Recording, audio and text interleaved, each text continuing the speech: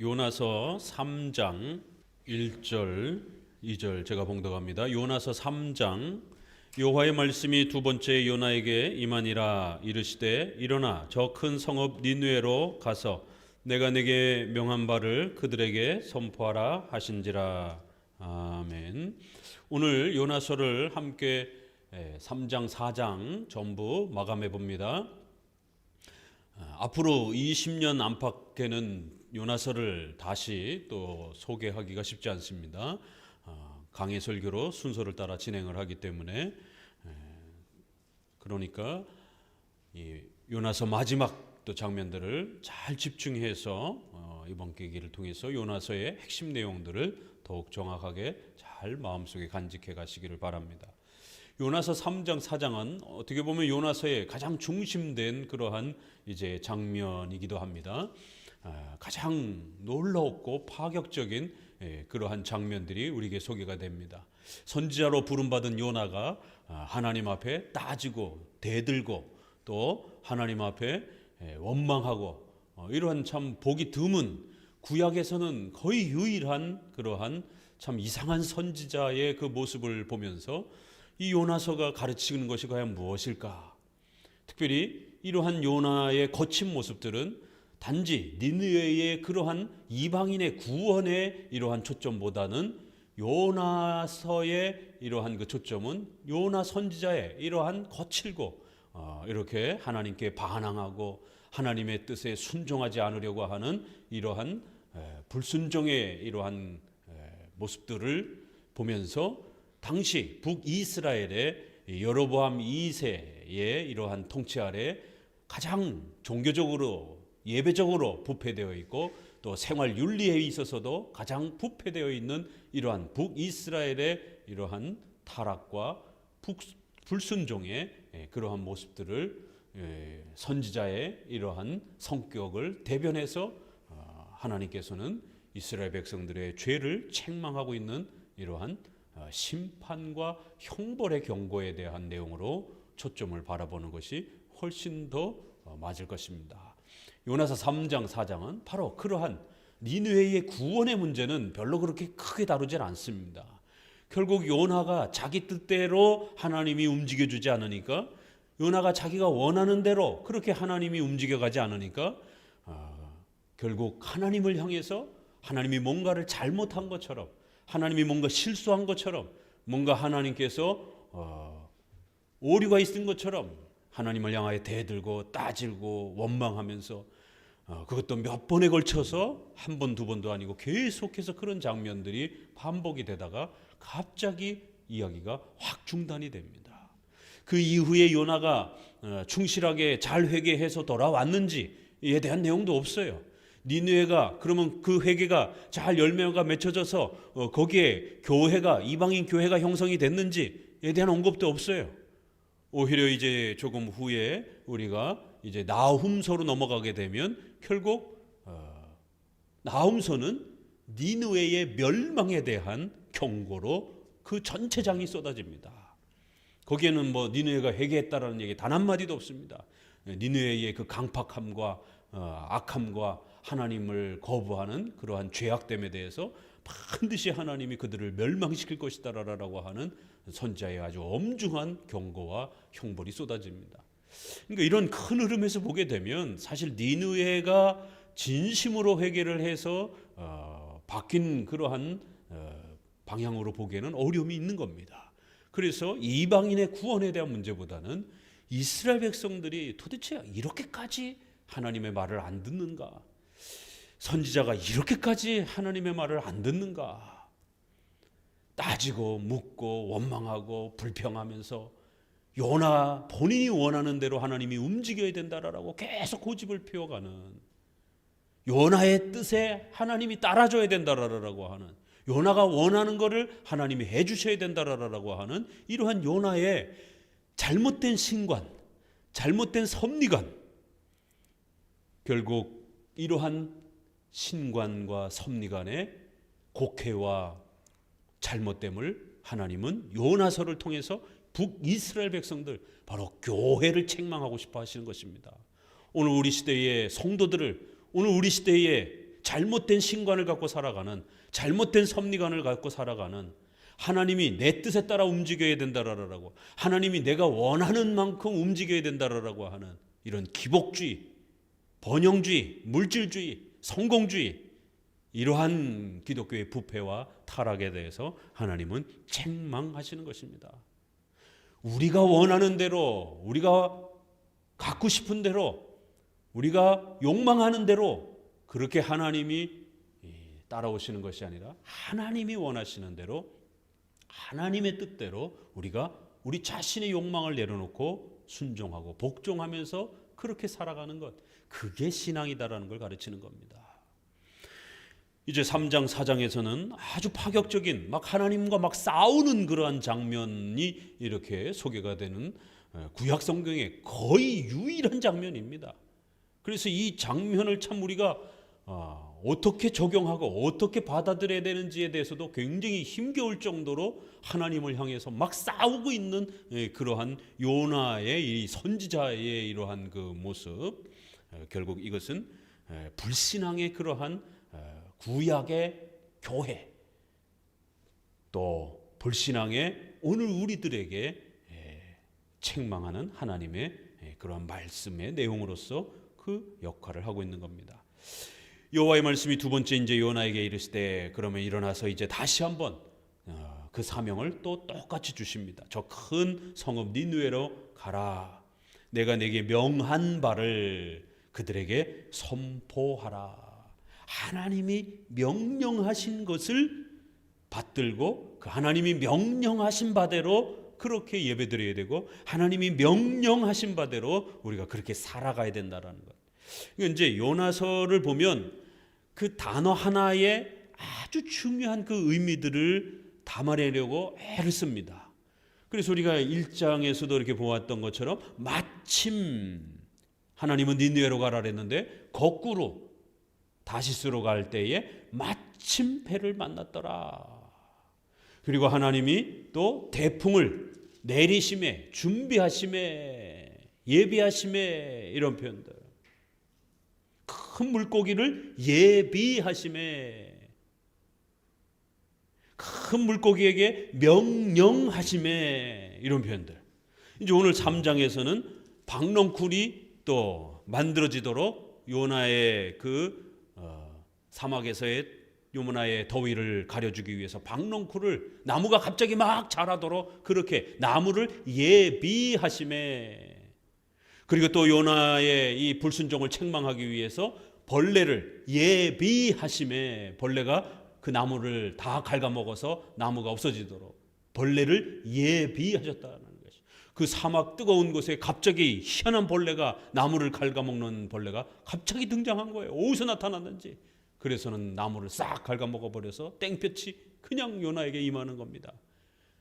벌레를 예비하심에. 그러니까 이제 이러한 단어들이 우리의 중요한 이 하나님의 절대 주권과 섭리라고 하는 이러한 커다란 교리를 설명해가는 아주 중요한 단어로 그렇게 구성이 되는 겁니다.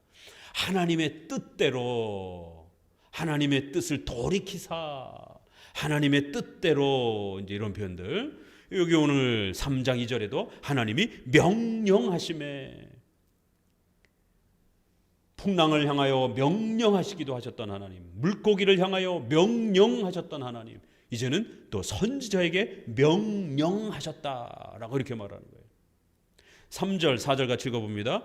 요나가 여호와의 말씀대로 일어나서 니느웨로 가니라.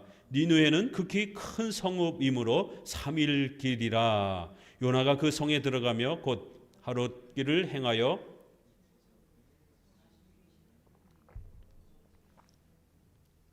니느웨 백성이 하나님을 믿고 금식을 선포하며 물은 대소하고 굵은 배를 입은지라. 그 소문이 니느웨 왕에게 들림에 왕이 보좌에서 일어나 조복을 벗고 굵은 배를 입고 제에 앉으니라. 요나가 여호와의 말씀대로 일어나서, 의도적인 표현들이 보이죠. 1장에서는 그 여호와의 말씀을 거꾸로 이렇게 적용하면서 자기에게 유리한 대로 그렇게 해석하면서 섭리의 반대로 이렇게 행하는 모습을 보게 되는데, 이제 3장에서는 하나님 앞에 회개하고 섭리에 순종하는 방식으로 그렇게 여호와의 말씀대로 일어나서 그 하나님이 명하신 대로 니느웨로 가니라, 이렇게 니느웨로 간다라는 그 표현 하나를 말하기 위해서 일부러 이러한 보조적인 문장들을 통해서 하나님의 말씀, 여호와의 그 명하신 바를 쫓아서 니느웨로 갔다라고 이렇게 의도적으로 강조하는 것을 봅니다. 니느웨는 아주 큰 성읍이어서 3일길 정도를 이렇게 필요로 하는 그러한 도시였다라고 말합니다. 이제 요것 때문에 자유주의자들이 고대에 이렇게 남자 성인이 하루를 꾸준히 걸어가는 그 길을 이렇게 살펴보니 10km에서 한 20km 정도, 이렇게 그러면 도시가 이렇게 큰 도시가 과연 있을 수 있는가 고대에. 이래서 이제 자유주의자들은 이 니느웨의 이 본문을 믿을 수 없다, 이제 뭐 이렇게 또 비판하기도 합니다. 그러나 그 다음 구절에 보게 되면 하루길을 외쳐 가로되, 이렇게 해서 그냥 요나가 무슨 거리를 재기 위해서 열심히 이렇게 3일을 냈다 그냥 막 이렇게 달리는 게 아니잖아요. 요나는 하나님 앞에 받은 사명이 있고 니느웨 백성들에게 회개하라라고 설교하면서 여기저기 다니는 것이에요. 그러다 보니까 3일길이라는 말은 줄기차게 3일 내내 수십 킬로를 걸어갔다 이런 뜻이 아니라 요나가 사역한 그러한 그 3일 동안 전체를 얼마든지 그렇게 표현할 수 있다라는 것이죠. 이렇게 하루 동안 설교하고 회개하고 백성들 권면하고 또 그 다음 날도 또 그렇게 또 다른 지역으로 또 옮겨가서 그렇게 회개하라라고 외쳐주고, 이래서 여기저기 그렇게 니느웨 성 곳곳에 하나님의 말씀을 전하면서 그렇게 3일 동안에 그러한 회개의 설교의 사역을 했더라라고 얼마든지 충분히 그렇게 읽을 수 있는 것이에요. 40일이 지나면 니느웨가 무너지리라 하였더니, 이 40일이라는 표현이 갑자기 등장하죠. 그렇죠? 성경에서 40일이라는 단어를 굉장히 즐겨 써요. 40일이라는 단어가 어디서 또 나오죠?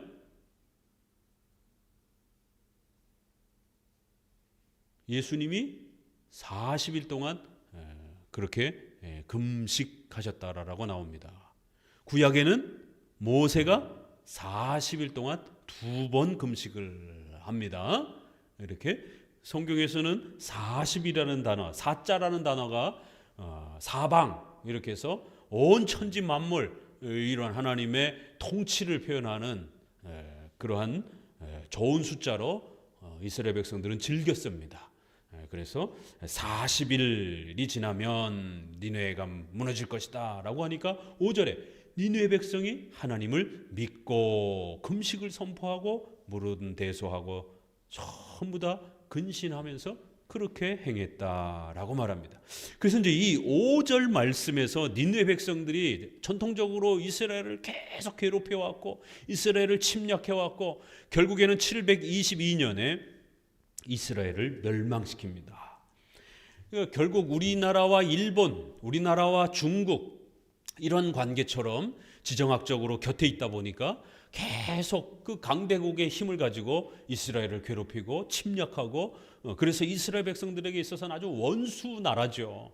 그렇기 때문에 니느웨로 요나가 가지 않으려고 그랬던 거예요. 요나는 자신의 적대 국가인 아수르의 백성들이 회개하고 하나님 앞에 복받는 게 싫은 겁니다. 결국 민족적 이러한 그 분노와 원함 때문에 하나님의 말씀을 순종하지 못하는 이러한 이제 선민의식, 민족주의, 이러한 것에 빠져 있는 요나와 이스라엘 백성들을 보는 것입니다. 우리 한국도 민족주의와 이러한 종족주의, 민족주의, 이런 혈통주의에 너무 지나치게 함몰되어 있게 되면 중국과 일본, 친일파, 친중국파 이렇게 해서 진보와 보수로 정치가 아주 쫙 갈라져 가지고 엄청나게 싸우잖아요. 이러한 부분들이 남의 얘기가 아닙니다.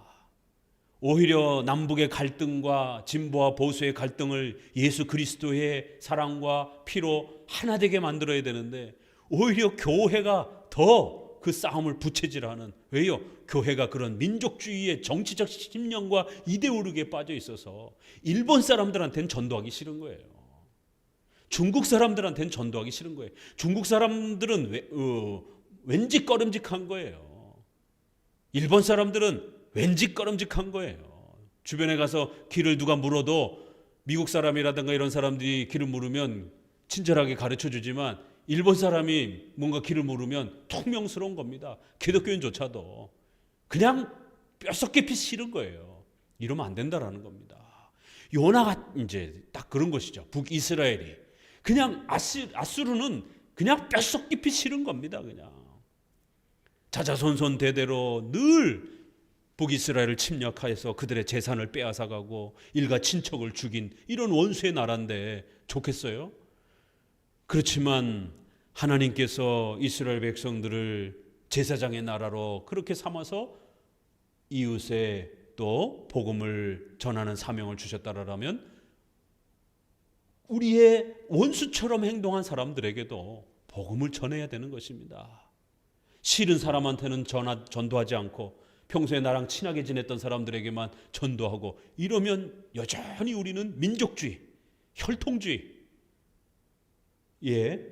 북이스라엘 백성들처럼 요나처럼 그렇게 함몰되어서 못 빠져나오는 이러한 일들이 벌어지는 겁니다.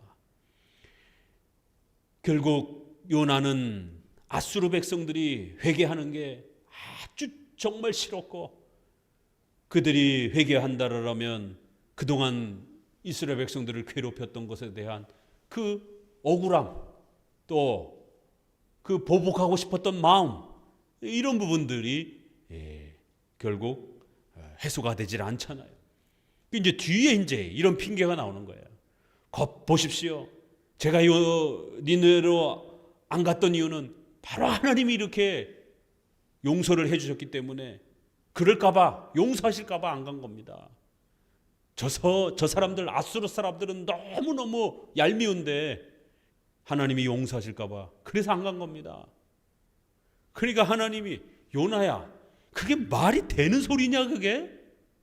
아니 네가 미워한다라고 하나님도 그거 미워해야 되겠느냐 그러면? 네가 주인이야? 하나님이 주인이야 도대체? 이러한 이제 다툼이 나오는 것이. 자 그럴 때 이제 니느웨 백성이 하나님을 믿고 금식을 선포하고 근신하는 거예요. 참 놀라운 일이 벌어졌죠. 대대로 원수 국가인 아수르가 갑자기 회개를 한 거예요. 어떤 의도에 의해서 어떤 과정을 거쳐서 니느웨의 백성들이 요나의 말을 그렇게 두렵고 떨림으로 들었는지 아무 설명도 없어요. 그러니까 초점이 니느웨의 어떤 회개에 맞춰져 있기보다는 다른 데 맞춰져 있기 때문에 여기에 대한 설명들을 아주 많이 생략해 버리는 겁니다. 그리고 하나님을 믿고라고 되어 있지만 그 다음 구절에 이제 이러한 장면들은 요 구절을 해석할 때 니느웨의 요 당시에 많은 사람들이 회개하고 그리고 이제 니느웨에 교회가 생겼을 것이다 라고 이렇게 해석하시는 분들도 있어요. 구약 학자들 중에. 그러나 이제 우리가 심판과 형벌의 관점에서 전체적으로 보게 되면 성경에서 믿었다 이런 표현들을 구약에서도 많이 씁니다. 그러나 그 믿었다라는 그 단어가 우리가 아멘 할 때 그 아멘을 히브리어로 아멘 이렇게 쓰는 것이에요. 믿는다, 진실하다, 신뢰하다 이런 뜻이에요. 그러니까 그 아멘이라는 단어를 여러 각도로 쓰는 것이에요. 하나님을 정말 신뢰하고 하나님을 사랑했다라고 할 때도 하나님을 믿었다라고 이렇게 표현하기도 하고, 그러나 또 하나님을 두려워하고 하나님의 심판을 공포스럽게 그렇게 두려워했다. 그래서 하나님이 얼마나 무서운지를 알았다. 이럴 때도 비슷한 단어를 씁니다. 이게 문맥안에서 잘 봐야 돼요. 그러면 하나님을 믿고 금식을 선포하고 이래서 정말 구원의 어떤 그 관점에서 회개한 것처럼 보일 수는 있지만, 만약에 그렇게 해서 회개했다라면 이건 굉장히 놀라운 일이고 획기적인 일이기 때문에 니느웨에 어떤 교회가 세워지고 또 어떤 놀라운 역사가 만들어지는 부분들을 좀 더 이야기해야 돼요. 우리가 나아만 장군 같은 경우 엘리사에게 찾아왔을 때 아주 진심으로 회개하고 또 그 나아만 장군이 돌아가는 과정, 또 그 엘리사가 나아만 장군을 축복해주는 이런 장면에서 나아만은 분명히 개인적으로 회개한 것을 우리가 분명히 알 수가 있단 말이에요. 그러나 그 나아만이 돌아가서 교회를 세우고 자기 일가 친척들에게 전도를 하고 뭐 이런 부분들은 거의 소개가 안 되고 있단 말이에요. 그냥 혼자 믿은 정도로밖에 소개가 안 돼요. 그런데 여기는 보게 되면 니느웨 성 전체가 회개한 것처럼 이렇게 소개가 돼요. 그러면 니느웨 성 전체가 아수르라고 하는 나라 전체는 아니라 할지라도 그 수도인 니느웨 성 전체가 회개하는 것만도 사실은 굉장히 놀라운 일이죠. 그래서 이제 이것은 구원에 해당이 되는 그런 정도로서의 어떤 그 하나님을 믿었다라는 것보다는 또 뒤에 이제 나훔서가 나올 때에 그 똑같은 니느웨 성을 향해서 하나님의 엄중한 심판과 멸망만 소개되어지는 이 장면을 보게 될 때에 너희들 회개하지 않으면 하나님 앞에 죽는다라고 이렇게 엄중한 심판이 선언이 되니까 그러한 하나님의 심판과 형벌에 대한 두려움으로써 하나님 앞에 잠시 근신하는 정도로 이렇게 좀 더 볼 수 있습니다. 뭐 꼭 굳이 구원의 이러한 그 관점으로 이렇게 회개했다 잠시나마 그래서 그 이후에는 또 뭐 신앙이 이제 또 니느웨에서 없어졌다 할지라도 이 부분을 뭐 구원에 해당이 되는 내용으로서 또 회개했다라고 또 이렇게 뭐 해석하는 걸 뭐 아주 틀렸다라고 보기에는 어려움도 있어요. 그러니까 두 해석이 있지만 그러나 구원까지 어떤 그런 적극적인 회개보다는 하나님의 심판에 대한 신이 이 도시를 멸망시킨다라고 하니까 두려움을 느끼고 이렇게 향락이라든가 잔치라든가 이런 것들을 좀 중단하고 이렇게 좀 근신하는 이러한 모습 정도로도 또 이렇게 얼마든지 읽어낼 수 있습니다. 그 소문이 니느웨 왕에게 들림에 왕이 보좌에서 일어나 조복을 벗고 굵은 배를 입고 이렇게 장례를 치르는 그런 모습의 복장들을 입고 잔치를 금지시키는 것이죠. 그래서 근신하는 이러한 장면들을 보게 됩니다. 왕이 그 대신으로 더불어 조서를 내려 니느웨에 선포하여 가로되 사람이나 짐승이나 소떼나 양떼가 아무것도 또 입에 대지 말지니 곧 먹지도 말 것이요 물도 마시지 말 것이며 사람이든지 짐승이든지 다 굵은 배를 입을 것이요 힘써 여호와께 부르짖을 것이며 각기 악한 길과 손으로 행한 강포에서 떠날 것이라. 왕이 어떤 조서를 내리느냐면 이제 이런 조서, 근신에 대한 이런 조서들은 우리가 에스라, 느헤미야 이런 데도 보게 되면 그 페르시아 왕들이 그렇게 또 근신의 이러한 조서, 왕의 명령서를 내리는 것을 보게 됩니다. 거기도 보면 일시적으로 그렇게 왕이 근신하는 그런 장면들을 보게 됩니다. 또 느부갓네살 바벨론의 다니엘서에 보게 되면 느부갓네살이 하나님에 대해서 그렇게 두려움으로 하나님의 그 역사를 다니엘을 통해서 자기가 경험했던 그러한 부분들을 고백하는 것을 보게 됩니다. 그러나 그 고백이 굉장한 고백이긴 하지만 그렇다고 느부갓네살이 신자가 됐다라고 하는 그런 적극적인 설명은 다니엘서에 없어요. 오히려 벨사살이라든가 그 후손에게 때로 내려가게 되면 오히려 선조부터 벨사살에 이르기까지 너희 왕족들이 하나님을 무시하고 선자의 말을 듣지 않았다라는 것에 대해서 아주 엄중히 책망받는 그런 장면들을 보게 됩니다. 그러니까 이제 이런 장면들 속에서 느부갓네살도 이렇게 잠깐 두려울 때는 근신하기도 하고 잔치를 중단하고 이렇게 다니엘을 높은 자리에 앉혀주는 이러한 근신의 정도의 행위로서 이러한 장면들이 니느웨에도 얼마든지 나타나는 정도로 우리가 볼 수 있다라는 것이에요. 그래서 근신하면서 사람이든 짐승이든 다 굵은 배로 장례식처럼 너무 사치를 행하지 않도록 신이 이 도시를 벌한다라고 하는데 조심해야 되지 않겠느냐 이러면서 이스라엘의 하나님이라고 하는 요나의 하나님이라고 하는 그 여호와 하나님께 그 신께 부르짖으며 각기 악한 길과 손으로 행한 강포에서 죄악을 범하지 말고 폭력적으로 행하지 말고 근신해라. 이렇게 이제 왕의 조서가 내려진 겁니다. 자, 9절 10절을 같이 읽어봅니다. 하나님이 혹시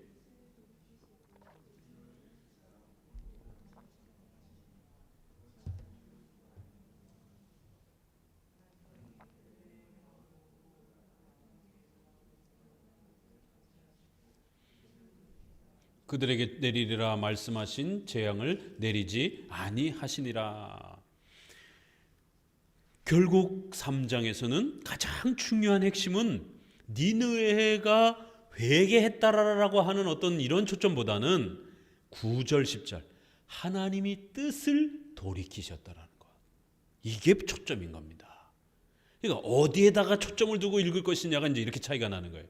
결국 이 3장에서의 장면은 요나의 그 책망을 듣고 강팍했던 이스라엘 백성들이 이 정도 근신하는 정도의 회개를 하는데도 하나님은 국가와 나라가 폭력적인 악행들이라든가 사치와 이런 향락이라든가 이런 부분들을 조심하면서 정의를 실현하고 가난하고 낮은 사람들을 살펴주고 이런 정도의 근신만 해도 하나님께서 그 도시를 멸망시키지 않으실 정도로 그렇게 긍휼히 여기셨다라고 하는, 하나님이 뜻을 돌이키셨다라고 하는, 여기에 초점이 있는 겁니다. 하나님께서는 이렇게 왕족과 국가의 위정자와 그 통치자들이 구원의 이러한 깊은 정도로 회개 가운데로 나아가는 것뿐만 아니라 나라를 통치하는 데 있어서 정의를 실현하면서 그렇게 폭력을 행사하지 않고 근신하는 그러한 바른 통치만 해도 하나님께서는 그 나라를 긍휼히 여기신다라는 거예요. 하나님의 자비와 긍휼이 얼마나 놀랍고 큰 것인지 이제 뒤에 다시 나옵니다. 하나님은 자비로우시고 인애로우시고 사랑이 많으시고 긍휼이 많으시다라고 하는 하나님의 그 자비로우심을 향해 본문이 이제 나아갑니다. 뜻을 돌이키셨다. 10절에도 하나님이 그들의 행한 것 곧 그 악한 길에서 돌이켜 떠난 것을 감찰하시고 뜻을 돌이키사. 감찰이라는 단어 신약 시편에서 굉장히 많이 쓰는 단어예요. 섭리와 관련해서 아주 전용 단어입니다. 하나님이 살펴보셨다. 하나님이 모두 다 감찰, 조사하셨다. 하나님이 전부 다 살피셨다. 그리고는 하나님이 뜻을 돌이켜 주셨다. 하나님은 백성들이 조금만 회개해도, 외적인 그러한 근심만 보여도 이렇게 하나님은 뜻을 돌이켜주고 그들의 심판과 형벌을 또 보류시켜주고 그들이 더욱 하나님을 바라보며 근신하며 나올 수 있도록 기회를 주시는데, 이스라엘 백성들은 밥 먹듯이 그렇게 죄를 범하더라는 거예요. 밥 먹듯이 그렇게 강팍하고 죄악을 범하더라는 거예요. 요만큼만 회개해도 하나님은 얼마든지 돌이키려고 그렇게 준비하고 계시는데도 불구하고 요만큼도 회개하지 않더라는 거예요. 요만큼도 근신하지 않더라는 거예요. 특별히 여기서 우리가 조심해서 보셔야 될 것은, 우리가 작정, 섭리 배울 때 하나님의 신적 작정은 인간의 어떤 선과 인간의 어떤 악행 때문에 왔다 갔다 하는 게 아닙니다. 하나님의 절대 주권이란 욥기서에 있는 것처럼 인간이 선을 행한들 또 인간이 악을 행한들 하나님이 원하시고 계획하셨던 그 영원한 하나님의 뜻과 작정은 절대로 변함이 없는 겁니다. 불변하시는 하나님, 우리가 신론에서 하나님의 속성, 성품과 관련해서 소요리 문답에서 무한, 불변, 영원하시는 절대적인 속성을 갖고 계시다 이렇게 말하죠.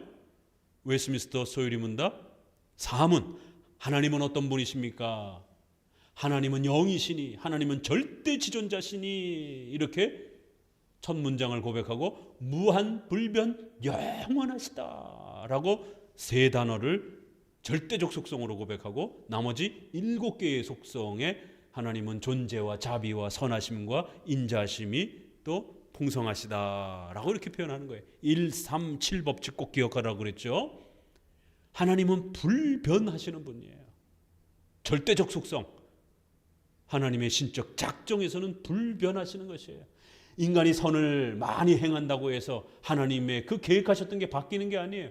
아담이 타락했다고 해서 인류가 어마어마한 범죄를 저질렀다고 해서 하나님이 계획하셨던 게 갑자기 취소되거나 바뀌는 게 아닙니다. 하나님의 신적 작정은 인간의 그 어떤 선과 악으로도 영향력을 줄 수 없는 겁니다. 그건 고유한 하나님의 절대지존한 하나님의 주권과 뜻이기 때문에 하나님 스스로 그렇게 집행해 가시는 거예요. 다만 섭리에서는 하나님이 후회도 하시고 하나님이 탄식도 하시고 하나님이 뜻을 돌이키기도 하시는 것이. 왜요? 섭리에는 보존, 협력, 통치 방식으로, 신앙 고백에서는 필연적으로, 자원적으로, 우연적인 방식으로 섭리가 일어나기 때문에 하나님의 신적 주권, 절대적 주권에서는 우연이 없어요. 하나님께 우연이 어디 있습니까? 그러나 우리 인간에게는 우연이 있는 겁니다. 하나님의 역사가 우연찮게 우리에게 다가오는 거예요. 하나님의 어떤 도우심이 어떤 사람이 우리에게 우연히 다가와서 도움을 주는 겁니다. 갑자기 사고가 우연히 다가와서 우리가 어려움에 당하는 거예요. 교통사고 누가 무슨 계획하고 당하는 사람이 어디 있어요? 그래서 필연적으로, 자원적으로, 우연적인 방식으로 그렇게 하나님이 섭리하신다라는 거예요.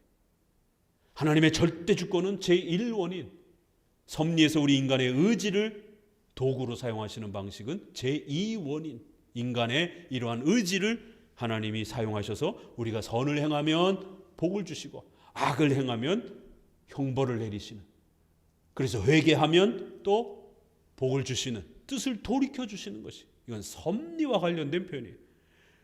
잘 구별하셔야 됩니다. 그래서 성경에는 어떨 때는 하나님이 뜻을 돌이켰다라고 이렇게 또 표현하기도 하고, 하나님은 절대로 그 뜻을 돌이키지 않는다라고도 또 이렇게 표현하는 것이에요. 그러면 이제 도대체 이걸 어떻게 해석해야 됩니까? 주제가 다르다라는 거예요. 하나는 작정과 관련된 표현이고 하나는 섭리와 관련된 표현이에요. 우리가 회개하고 하나님 앞에 용서를 구하면 하나님께서는 멸망시킨다라고 경고했지만 용서해 주시는 거예요. 너 죽인다라고 하나님 경고했지만 죽이지 않는 거예요. 그러면 우리가 형벌을 당할지 징계를 받을지 안 받을지 어떻게 합니까? 우리는 모르는 거예요. 하나님은 다 알고 계시는 거예요. 우리가 회개하면 용서해 주시는 거예요. 죽이지 않기로 그렇게 하나님은 작정 속에서 우리를 죽이겠다라고 경고하시는 겁니다. 그런 강한 경고를 사용하실 수 있는 거예요. 그러나 회개 안 하고 고집을 피우다가 죽었어요. 그러면 그 사람이 회개하지 않고 죽는 것이 하나님의 작정인 겁니다. 그럼 이렇게도 될 수도 있고 저렇게도 될 수 있는 겁니까? 그렇죠. 우리 입장에서는 모르는 겁니다. 그러나 하나님의 절대 주권 안에서는 어느 쪽으로 그 인간이 선택을 할지 하나님은 다 알고 계시는 것입니다. 그래서 이걸 구별해서 항상 우리가 성경을 읽어낼 줄 알아야 됩니다. 우리가 회개하고 하나님께 용서를 구하면 하나님이 멸망시킨다라고 분명히 선언했지만 그 하나님의 약속과 선언을 변경시키는 거예요. 분명히 하나님이 요나를 통해서 40일이 지나면 이 나라가 망한다라고 했잖아요. 단 조건이 있단 말이에요. 회개하지 않으면. 이렇게 섭리에는 인간의 의지를 하나님이 제2원인으로 사용하시기 때문에 너희가 회개하면 용서도 될 수도 있고 회개하지 아니하면 그대로 40일 만에 망할 수도 있다라는 것이. 이렇게 섭리란 가능성이 항상 존재하는 겁니다. 우리는 앞날을 모르기 때문에 하나님은 다 정해 놓으셨지만 우리가 모르는 거예요. 그래서 우리는 이렇게도 선택할 수 있고 저렇게도 선택할 수 있는, 그러면 하나님은 이렇게도 해주실 수도 있고 저렇게도 해주실 수도 있는 것이에요. 이게 섭리에 우리의 인격을 사용하시는 하나님의 배려 때문에 그런 것입니다. 우리를 향한 하나님의 징계가 돌이켜질 수도 있다라는 거예요. 그러니까 근신하고 회개하자라는 거예요. 혹시라도 하나님께서 우리에게 그렇게 재앙을 중단시키실 수도 있지 않겠느냐 이러면서 하나님의 그 섭리의 인자하심에 대한 부분들을 고백합니다. 니느웨 백성과 그 왕이 이 정도로까지 섭리를 고백하고 있어요. 임시적으로 그렇게 요나를 통해서든지 배운 지식이지만 상당히 놀라운 고백입니다. 그렇죠? 우리가 다니엘서에서의 느부갓네살이 하나님의 섭리에 대해서 고백하는 그 표현도 굉장히 놀라운 표현입니다. 여기서의 왕도 우리가 회개하면 하나님이 뜻을 돌이키시고 우리로 멸망치 않게 하실지 또 멸망케 할지 우리 앞날이 모른다라는 거예요. 그러니까 우리는 최선을 다해서 회개하자. 그러면 하나님이 또 멸망 안 시켜주실 수도 있는 것이다. 아주 정확한 1원인과 2원인의 그러한 작동의 원리를 고백하는 겁니다. 그런데 요나는 이제 4장부터 이런 하나님의 자비와 국률의 섭리의 변경을 전혀 이해를 못하고 있는 거예요. 여전히 2장에서 회개하고 3장에서 일부 또 순종해서 여기까지 왔는데도 섭리에 하나님의 그 주권적인 하나님의 절대적인 그 뜻에 조금 더 깊이 들어오지를 못하는 거예요. 겉에서 여전히 머물러 있는 것을 보게 됩니다. 앞부분에서 우리가 오히려 어부들은 깨닫는데 요나는 못 깨닫고 있고, 물고기들은 순종하고 있는데 요나는 순종하지 않고 있고, 또 여기서 이방인 왕과 백성들은 순종하는데 요나는 순종하지 않고 있고, 이제 마지막 4장에서 박넝쿨과 벌레들은 오히려 벌레들까지 순종하고 있는데 요나는 이스라엘 백성들은 교인들은 순종하고 있지 않는 이 장면이 이렇게 계속 지금 대비가 되는 겁니다. 이방인조차도 그 한 번의 하나님의 책망 앞에 이렇게 두려움을 갖고 그 신의 도움을 요청하면서 하나님의 뜻이 돌이켜져서 국률과 자비로 자신들의 백성을 봐달라라고 우리를 멸망시킨다라고 그렇게 하나님이 선언하셨지만, 신이 그렇게 선언하셨지만 혹시라도 회개하고 하나님 앞에 용서를 구하면 하나님이 그 형벌을 거두어 주실 수도 있지 않을까. 이스라엘의 신은 혹시라도 그런 자비가 있지 않을까. 막연한 그러한 섭리에 대한 이해였지만 그래도 상당히 하나님의 자비와 하나님의 인자하심이란 이 섭리는 우리가 죄를 선택하려고 하는 것이지 하나님이 우리로 하여금 너 죄를 지어 라고 그렇게 막 등 떠미는 그런 섭리가 아니란 말이에요. 제2원인을 우리의 인격을 사용하시는 것이지, 그래서 우리가 선을 선택하고 악을 선택하는 것에 대해서 하나님은 우리의 의지의 활동을 배려해 주시는 것이지 하나님이 우리 보고 죄를 지으라고 그렇게 등 떠미는 게 아니란 말이에요. 우리가 선을 택하면 하나님 우리에게 복을 주시고 우리가 악을 택하면 우리에게 벌을 주시는 겁니다. 그래서 하나님이 우리에게 징계하시겠다라고 그렇게 목회자의 설교를 통하여 엄중한 하나님의 징계를 전하고 또 들었다 할지라도 여러분이 회개하고 돌이키면 하나님의 뜻이 바꾸어질 수 있는 것입니다. 하나님의 섭리란 그렇게 폭력적이지 않습니다. 그 웨스트민스터에서도 섭리론의 작정론에 보게 되면 바이올런스라는 아주 이 단어를 의도적으로, 이거 굉장히 거친 단어예요. 바이올런스, 폭력이라는, 그냥 일상 용어로 썼을 때 폭력적이다라고 할 때 쓰는 단어예요. 하나님은 우리의 의지에 폭력을 가하지 아니하시고 폭력적이지 아니하시고 우리의 의지를 억압하지 아니하시고 뭐 이렇게 다양하게 번역할 수 있어요. 저희 교단에서 번역할 때 그 느낌을 좀 더 이렇게 살리기 위해서 우리의 의지를 억압하지 아니하시고, 아니요 그 정도보다 더 세게 폭력적이지 아니하시고 라고 그냥 이렇게 거의 문자 표현대로 번역을 해줬어요. 이 어감을 잘 살릴 수 있도록. 우리가 죄를 짓는 것이지 하나님이 그렇게 우리를 막 폭력적으로 몰아가는 게 아닙니다. 섭리를 잘못 오해하면, 예정론을 잘못 오해하면, 작정론을 잘못 이해하게 되면 그렇게 하나님을 폭군으로 오해하면서 예정론을 공격하는 거예요. 알미니안주의자들이. 칼빈주의자들의 이 예정론, 섭리론은 너무 폭력적이야. 그러면 하나님이 그러면 우리의 죄 짓도록 우리가 죄를 선택하도록 그거 다 하나님이 그러면 계획해 놓으신 거야? 하나님이 다 정해 놓으신 거야? 그럼 우리는 할 거 없네? 인간의 도덕적인 책임 이런 거 다 망가진다라고. 하나님은 폭력적인 신이라고. 그렇기 때문에 교회 안에서 절대로 예정론 가르치지 말라라고. 이게 알미니안주의자들의. 감리교의 웨슬레는 전도를 통해서 나름대로 훌륭한 복음 사역을 감당했지만 이런 예정론과 관련해서는 지금 한 말이 웨슬레의 말입니다. 예정론은 전도에 방해된다라고. 예정론은 교회 안에 적절하지 않다라고. 교회 안에서 예정론 가르치지 말라라고.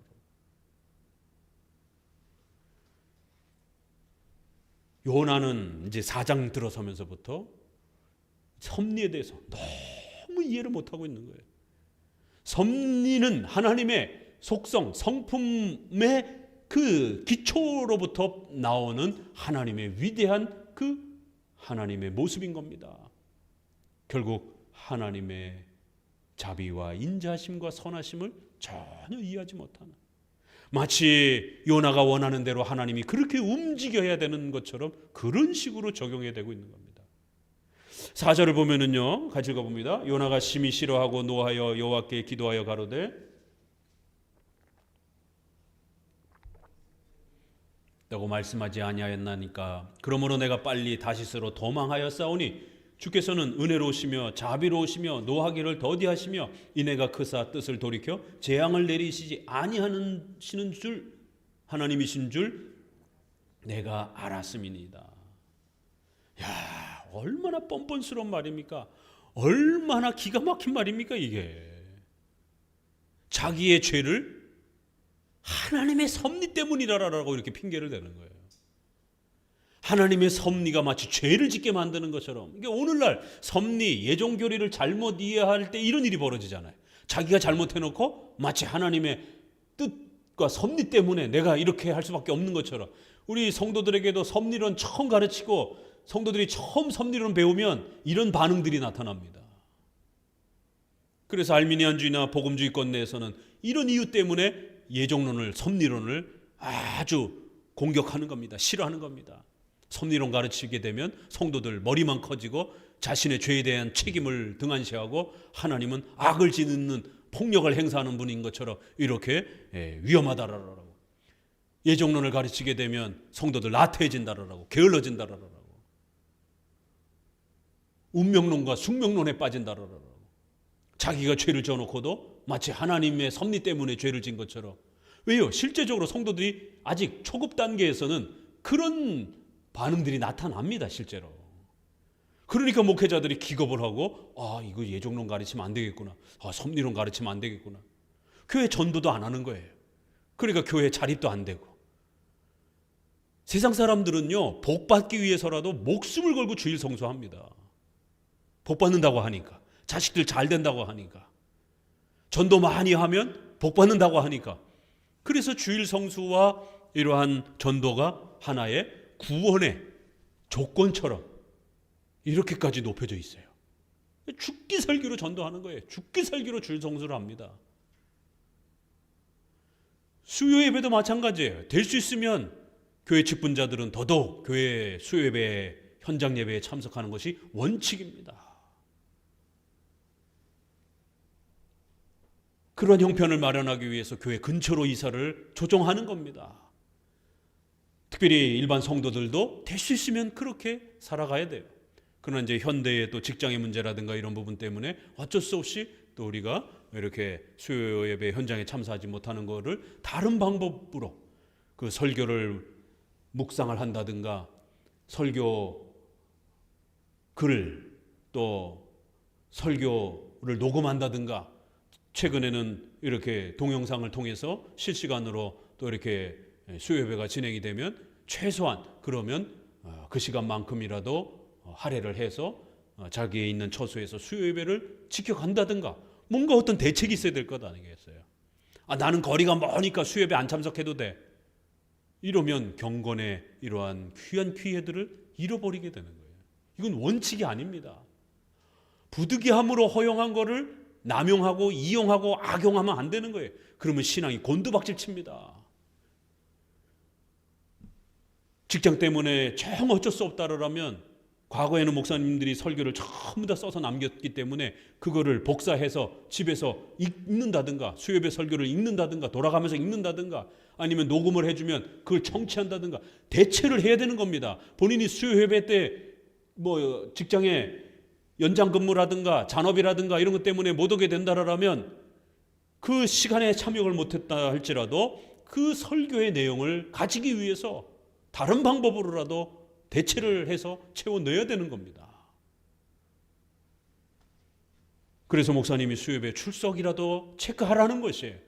하나님 앞에서 이러한 유형교회의 공예배적 질서를 내가 존중하고 지켜가고 있다는 것에 대한 당회 앞에 그런 성실함의 표시이기도 하고 또 하나님 앞에서 자신의 그러한 신앙 고백적 표시이기도 하다라는 겁니다. 출석 체크를 안 하면 목사님이 참석했는지 안 했는지 전혀 모르잖아요. 그럼 이 성도가 놀고 있는 건지 자고 있는 건지 전혀 확인이 안 되는 겁니다. 성도들의 목양 관리가 안 되는 것이에요. 이런 부분에서 섭리를 오해하게 되면 예정론을 잘못 오해하게 되면 이런 나태함과 게으름들이 방치가 돼요. 뭐 어차피 하나님이 은혜 주실 거면 은혜 주시겠지. 아니요, 벌 받습니다. 징계 받습니다.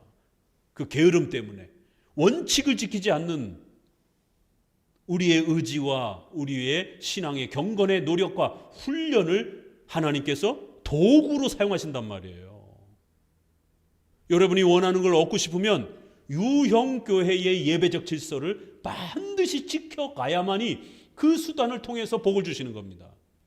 여러분이 어떤 의식주와 관련해서 원하는 바가 있으면 하나님 앞에 기도를 해야만이 얻게 됩니다. 기도 안 하면 안 주십니다. 왜요? 기도라는 수단을 사용해서 주시기 때문에.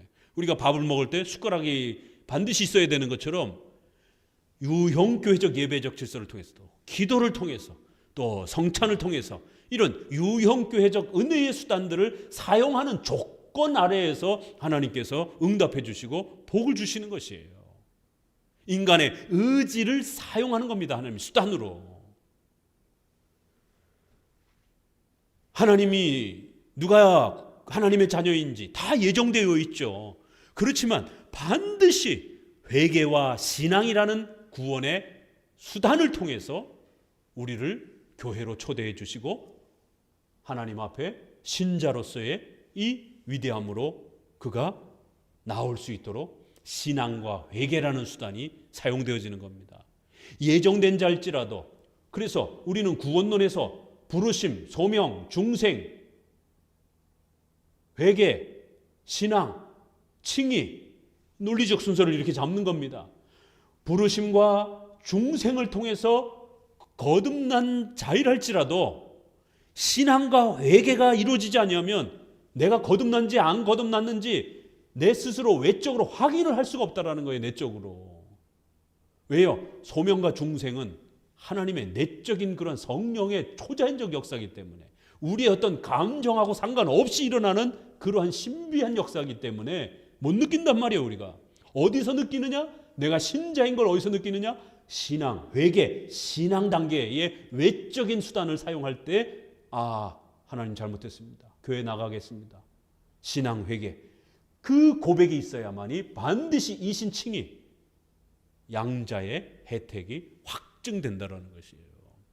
신앙과 회개가 없으면 아무리 예정된 성도라 할지라도 교회도 나오지도 않고 불신자처럼 강팍하게 하나님 욕하면서 그렇게 아직도 전도 안 된 상태로 살아가는 겁니다.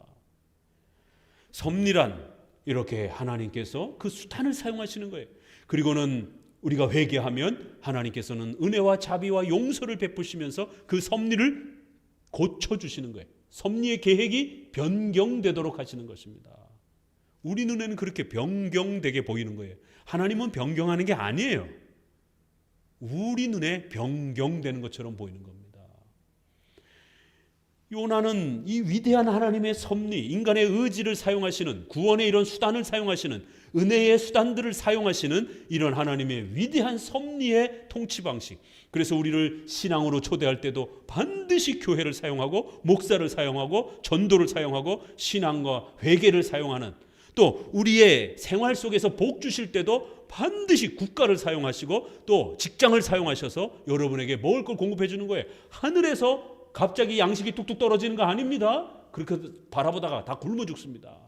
하나님은 여러분이 반드시 직장에 나가서 성실하게 직장 생활을 해서 그 직장의 사장과 오너로 통해서 돈과 양식을 공급해 주시는 것이에요. 하나님이 여러분에게 양식을 공급할 때 국가를 사용하고 또 직장을 사용하는 겁니다.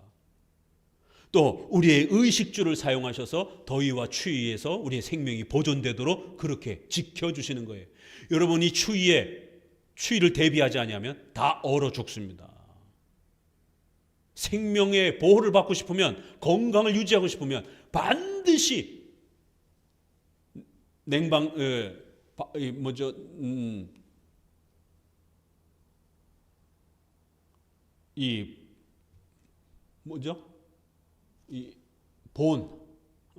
냉방의 반대말 갑자기 생각. 난방 시설과 난방의 이러한 옷차림들을 반드시 수단으로 준비하셔야 돼요. 이게 섭리란 이런 겁니다. 섭리란 그 수단을 가지고 하나님이 보편적으로 사용한다라는 거예요. 그러나 시베리아라든가 이렇게 아주 극지방으로 선교를 가신 분이 돈이 없어가지고 난방용품을 준비하지 못했어요. 그래도 얼어 죽지 않고 기적적으로 또 이렇게 며칠을 이렇게 사실 수 있다라는 것이죠. 그런 직접적인 하나님의 역사도 있어요. 수단을 초월해서 역사하시는, 그러나 보편적인 질서에서는 전부 다 수단을 사용하신다라는. 그래서 우리가 회개하고 돌이키면 신앙의 영역에서도 또 의식주 생활에서도 이렇게 섭리란 은혜와 자비와 노하기를 더디하시며 인애가 크시사 그 재앙을 돌이키시면서 그렇게 역사가 베풀어지는 방식이지, 요나가 생각하는 것처럼 그렇게 자기의 복수심을 표출하고 싶은 대로 자기가 원하는 대로 하나님이 움직여야 되는 그러한 방식이 아니라는 겁니다.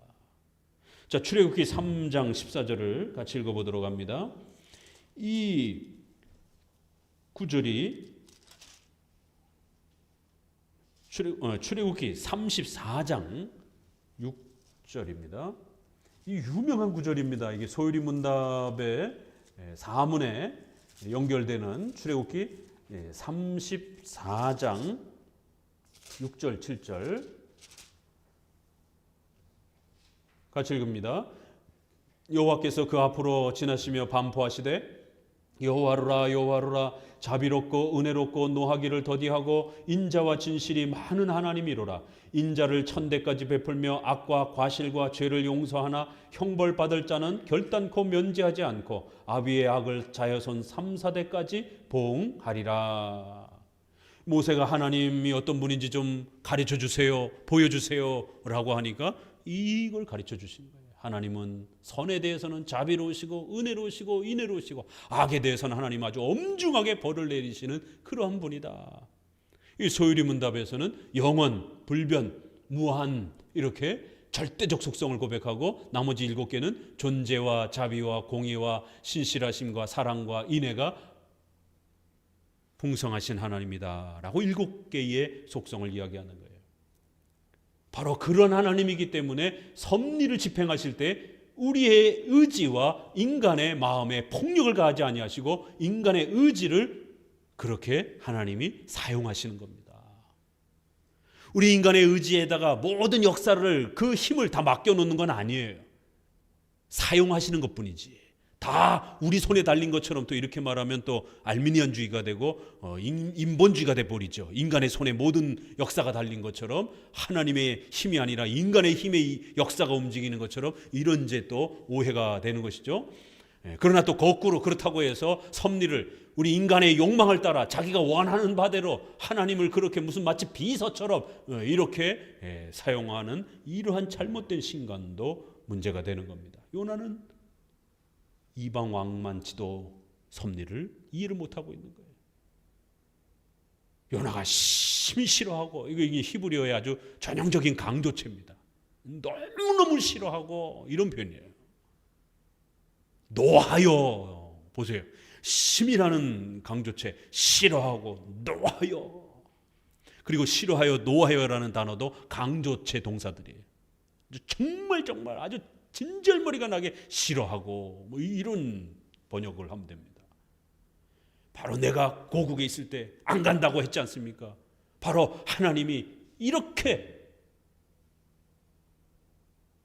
이거 쉽게 번역해 볼까요? 변덕스러울까 봐 내가 그래서 안 간 겁니다. 하나님이 이랬다 저랬다 하지 않습니까? 이런 겁니다. 섭리를 잘못 이해하면 이런 아주 악독한 해석들이 나오는 것이에요. 하나님의 섭리가 마치 자기가 원하는 욕심대로 자신의 욕망을 이루어주는 그런 수단인 것처럼, 그리고 또 하나님이 그렇게 안 해주게 되면 하나님께 원망하고 불평하고, 마치 하나님의 섭리는 또 거꾸로 비난할 때는 이랬다 저랬다 그렇게 수시로 변심하는 것처럼 또 그렇게 오해하기도 하고, 그래서 결국 하나님의 주권과 하나님의 뜻을 변덕스럽다라고까지 이렇게 얘기를 하는 거예요. 요나는 지금 점잖게 말을 해서 그렇지 바로 그 내용입니다. 하나님은 이랬다 저랬다 하지 않습니까? 내가 미워하는 사람도 용서하고 내가 좋아하는 사람은 오히려 용서 안 하고, 뜻을 돌이켜 재앙을 내리시지 아니하실 줄 내가 이미 다 알고 있었다라. 뭘 알아요? 알기는. 웃긴 거죠. 자기는 마치 하나님을 대단히 잘 알고 있는 것처럼 이렇게 아주 의시됐지만 오히려 요나는 섭리를 전혀 이해를 못하고 있는 거예요. 섭리를 아주 무지막지한 걸로 이렇게, 또 하나님은 이랬다 저랬다 아주 그냥 마음이 죽을 듯하는 그렇게 변심하는 그런 신처럼 오해를 하고 있었던 거예요. 예정론과 섭리가 이렇게 공격을 해도 비난을 받고 저렇게 해도 공격을 받는 이러한 오늘 우리 시대의 모습처럼 예정론과 섭리를 잘못 이해하면 이런 일들이 벌어지는 거예요. 한쪽에는 운명론처럼 그렇게 섭리를 폭력적으로 이해하고, 또 한쪽에서는 자신의 손에 모든 역사가 달린 것처럼 예정론을 그렇게 또 공격하고 비난하고 싫어하고. 3절 여호와여 원컨대 이제 내 생명을 취하소서. 사는 것보다 죽는 것이 내게 나음이니이다. 더 건방지게 하나님 차라리 죽이라는 거예요. 이런 하나님의 변덕스러움을 볼 바에야 차라리 죽어버리겠다라는 거예요. 어떻게 이렇게까지, 이건 정말 버르장머리가 없다라고 표현을 해야 되나. 선지자가 어떻게 하나님을 향하여 대드는 것도 정도가 있지.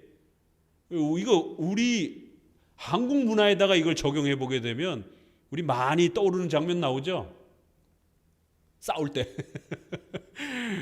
우통 확 집어던지고, 그래 네 죽고 나 죽자 죽여 막 이런 어떤 장면, 우리 한국 문화에서의 그런 어떤 그 허세적 그 싸움들.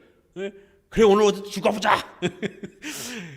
이게 동양 문화이기 때문에 그래요. 이게 서양 문화가 아니라 이 이스라엘은 동양 쪽에 해당이 되기 때문에 절하는 문화도 우리 문화랑 상당히 가깝고, 그래서 이런 문화적 표현들이 우리 한국 사람들이 읽기에 굉장히 편합니다.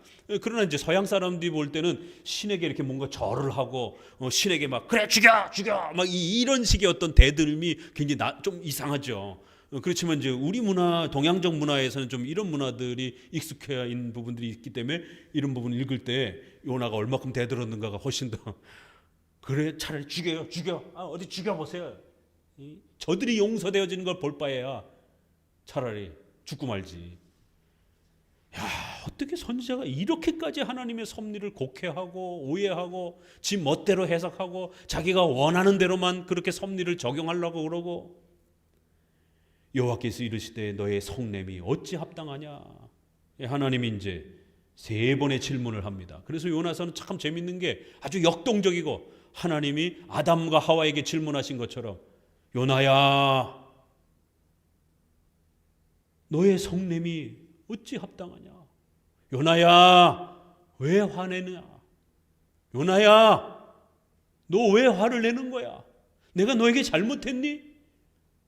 하나님의 이 질문 안에는 요나가 회개하도록, 요나가 뭘 잘못했는지를 하나님 앞에 깊이 반성하고 돌아볼 수 있도록, 이것 자체도 회개의 기회인 거예요. 요나야 너 화내면 안 돼. 요나야 너는 지금 화를 내어서는 안 되는 거야. 내가 너에게 잘못한 것이 없어. 내가 이스라엘 백성들에게 잘못한 것이 있니? 요나야, 하나님의 섭리란 너에게 잘못한 게 아니야. 너가 잘못해서 그 징계와 책망을 받은 거고, 오히려 너가 잘못했을 때도 조차도 하나님은 수많은 회개의 기회를 너에게 주었고, 우리 성도들이 실수할 때도 하나님은 섭리 가운데 우리의 모든 발걸음을 붙잡아 주신 거예요. 하나님은 결코 우리에게 실수하지 않으셨습니다. 우리를 서운케 하지 않았습니다. 성도 여러분, 너희들이 화내는 게 마땅하냐라고 이렇게 물으시는 것이. 섭리 배우다 보면 막 화가 나잖아요. 그렇죠? 생각한 대로 잘 안 풀리니까, 계획한 대로 막 복이 막 쭉쭉쭉쭉 안 풀리니까. 그래서 섭리교리 배우다가는, 아니 섭리교리 배우면, 예정교리 배우면, 십계명대로 살면 목사님 잘 된다며요. 그런데 왜 자꾸 이렇게 고난과 어려움이 찾아오죠? 자기는 몇 개 요만큼 해놓고는 마치 자기가 대단히 많이 잘한 것처럼 이렇게 착각하는 거예요, 우리가. 그리고 이제 목사님한테 따지고 하나님께 따지는 거죠. 아니 십계명대로 했는데 왜 이 모양 이 꼴입니까? 섭리에 대해서 원망하고 따지는 거예요. 성도들아, 내가 너희에게 잘못한 것이냐? 섭리를 내가 너희에게 잘못 집행한 것이냐? 라고 이렇게 묻는 것이.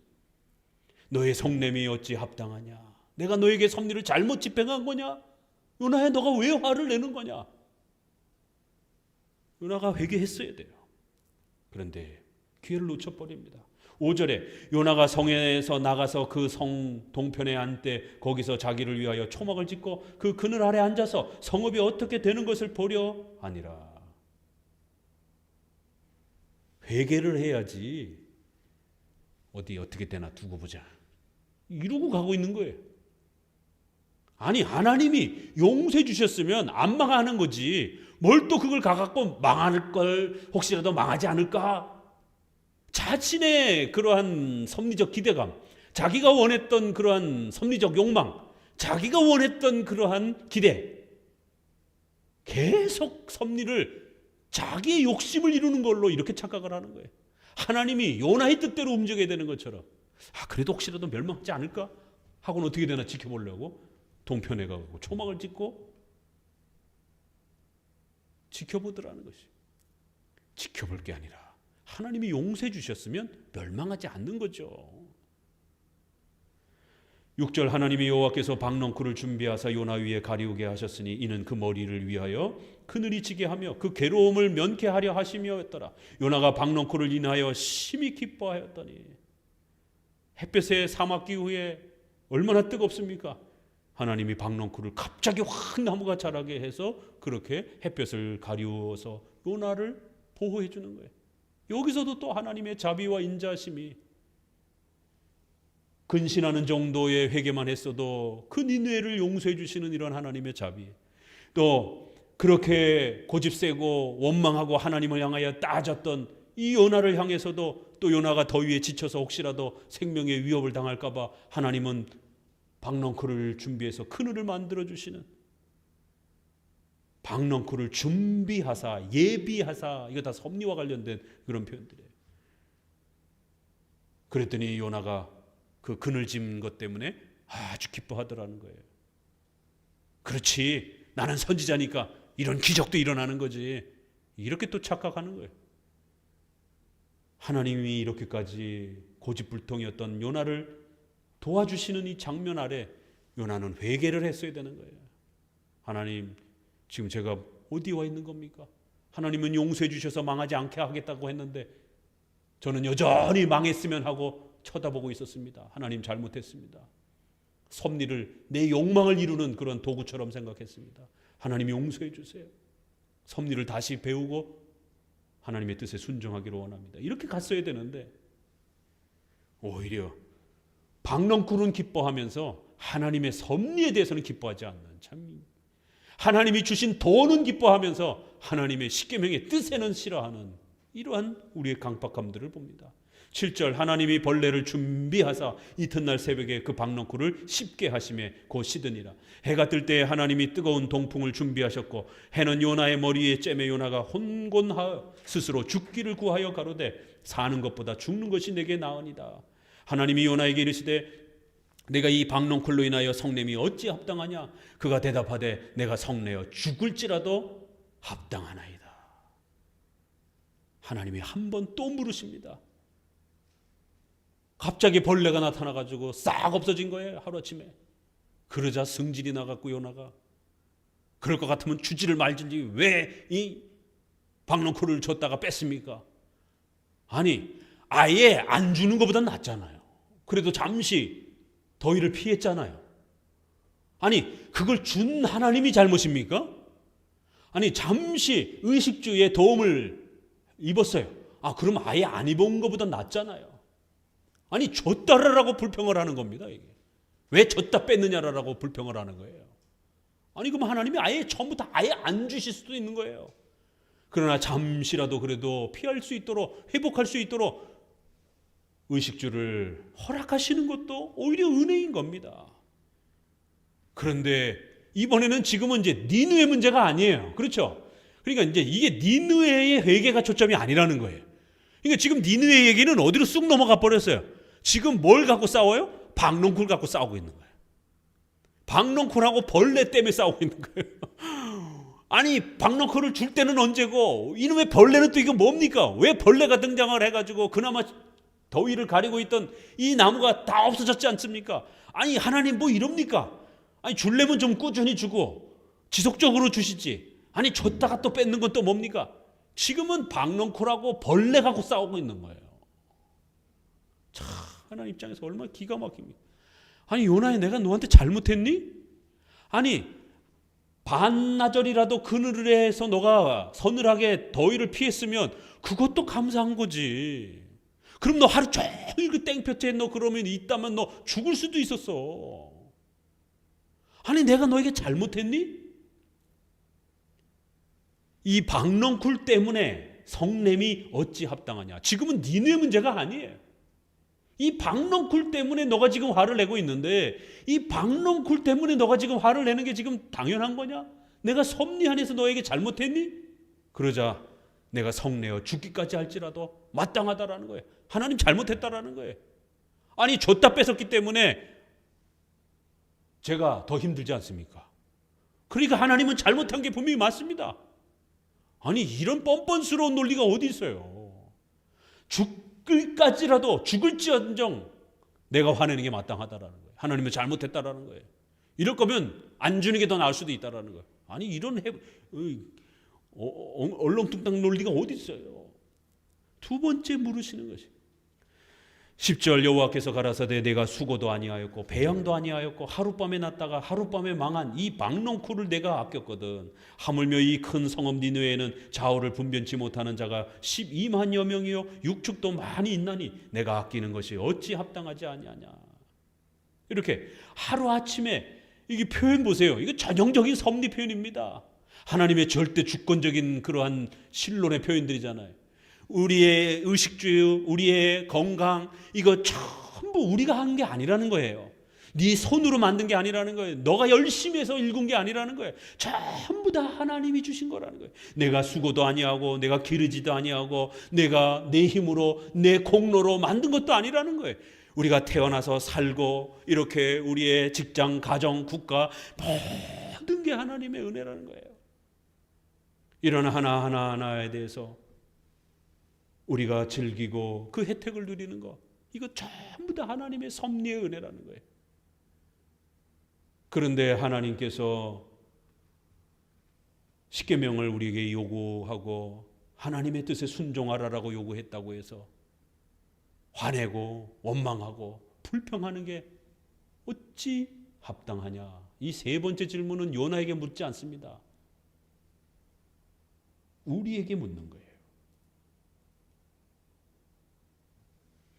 산천초목도 박넝쿨도 벌레도 다 하나님의 뜻에 달려있다라는 불신자들이 잠깐 저렇게 근신하여 그렇게 하나님의 진노를 피해가는 것도 하나님의 뜻과 계획 속에 있다라는 거예요.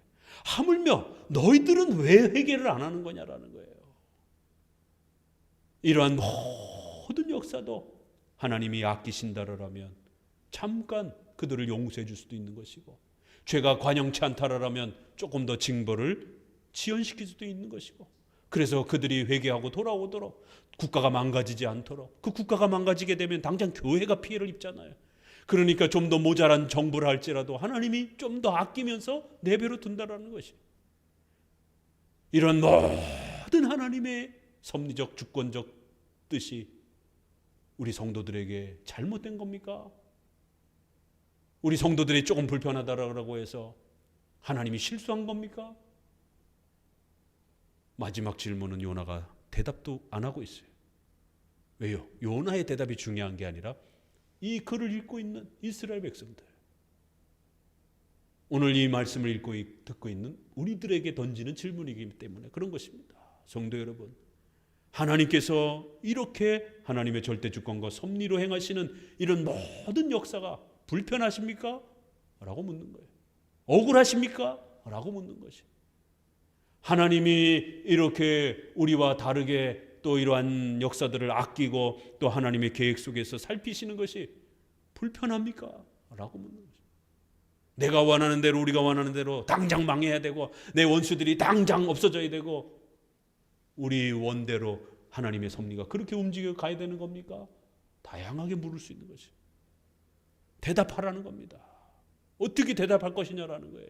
요나는 이딴 식으로 불순종하면서 대답했는데 성도 여러분은 어떻게 대답하실 거냐라는 거예요. 대답해야 된다라는 겁니다. 하나님이 섭리 안에 뭔가 잘못했냐라는 거예요. 이 섭리의 위대한 역사 속에 하나님이 실수하셨냐라는 거예요.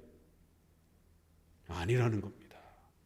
하나님은 단 한치 오차도 없이 전 우주의 역사를 통치하시고 다스리시고 교회를 지키시고 보호하시는 방식에 있어서도, 또 우리 성도들의 발걸음 하나하나까지도, 때로는 우리가 눈물도 흘리고 힘든 여러 상황들을 겪는다 할지라도 그것조차도 하나님의 위대한 섭리의 계획 속에서 그렇게 한 걸음 한 걸음 통치해 가시는 하나님의 위대한 역사인 겁니다.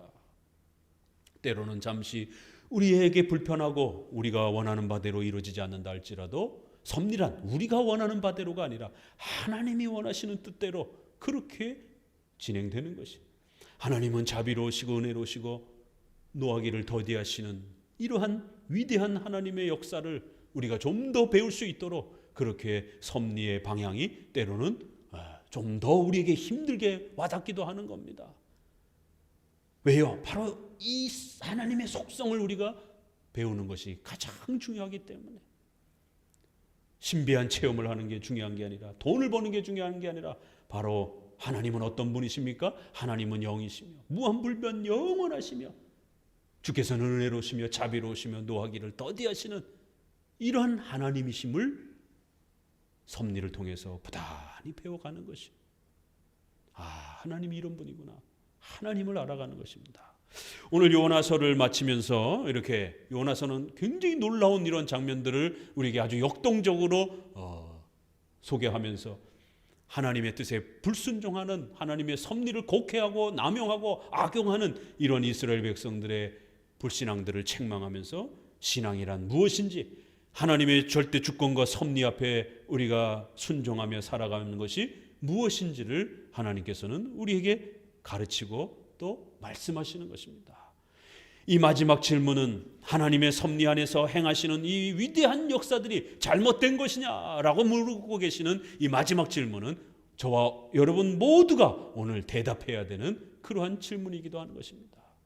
하나님은 하늘에 계셔서 원하시는 모든 것을 행하신다라는 시편 115편의 이러한 말씀처럼, 하나님이 아끼시던 징계하시던 어떤 형태로 행하시던 그 모든 것은 하나님의 뜻대로 이루어지는 것이고, 우리가 수고하지도 아니하고 우리가 공로적으로 만든 것도 아니요, 우리가 그렇게 우리의 힘으로 세워가는 것도 아니다라고 하는 참이 멋들어지는 10절 11절의 이러한 표현이 섭리의 아주 놀라운 그런 표현으로 요나서를 장식하고 있는 것입니다.